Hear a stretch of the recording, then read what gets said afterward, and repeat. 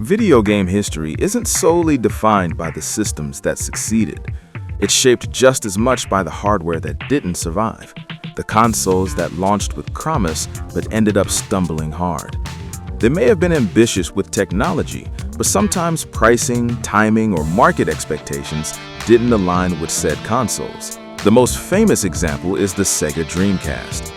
Technically impressive for its time, it had online gaming years before it became the standard. However, Sega entered the market with too much baggage and slightly bad reputation.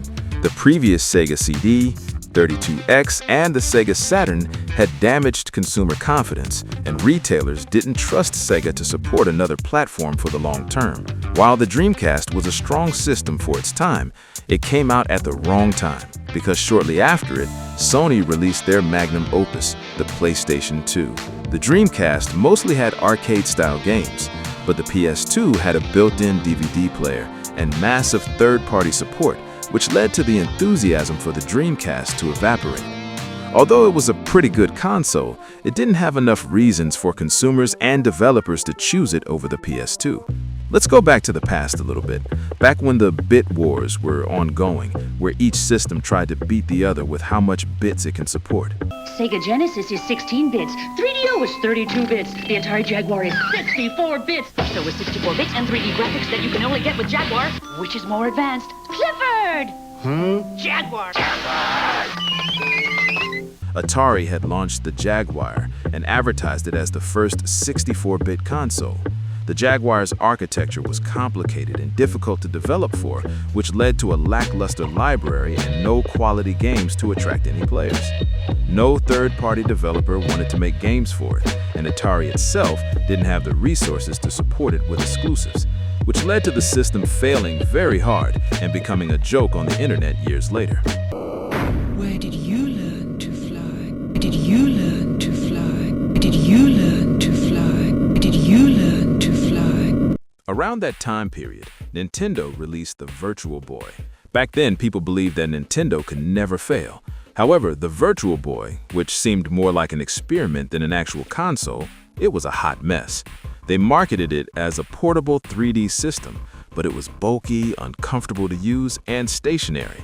The game's graphics were mostly red and black, and the technology it used was still primitive, which caused eye strain. Most of the games were lackluster or dragged down with the limited colors and graphics. In fact, there were very few games that you could hold the entire console library in one hand. It was discontinued within a year. Nintendo realized quickly that the idea was too ambitious for the technology of the time. How about portable consoles? In the 90s, there have been several attempts at making a good handheld gaming system, but only the Game Boy stood there. In the mid-2000s, only Nintendo and Sony ruled the handheld market until an unlikely competitor emerged, which was Nokia with their N-Gage. The device was meant to be a hybrid phone and handheld gaming system. However, it was plagued with questionable design choices.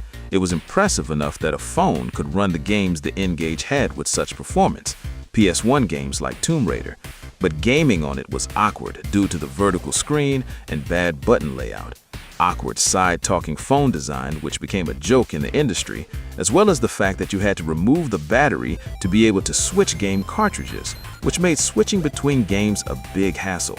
Nintendo already ruled over the handheld market at the time with the Game Boy Advance and the DS, and those two were solid gaming systems. The N-Gage?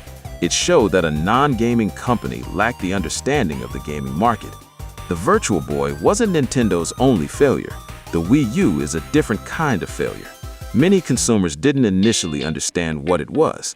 Others simply laughed at it or saw it as a kid's toy, especially with the upcoming Xbox One and PS4.